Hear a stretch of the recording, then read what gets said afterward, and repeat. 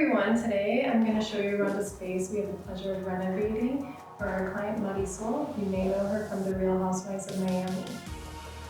Marysol wanted to convert her exterior screen porch into a more functional space, so we decided to transform her exterior porch and enclose it with glass windows and door and create this expansive transformation.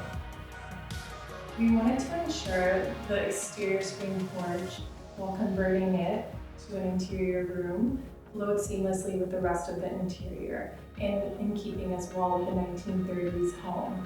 So we decided with Marysol to enclose it with white framed windows and a door still to the exterior to really blend and create more of a holistic home experience from the formal living to the dining room. And you'll see it feels very open and doesn't feel like an afterthought.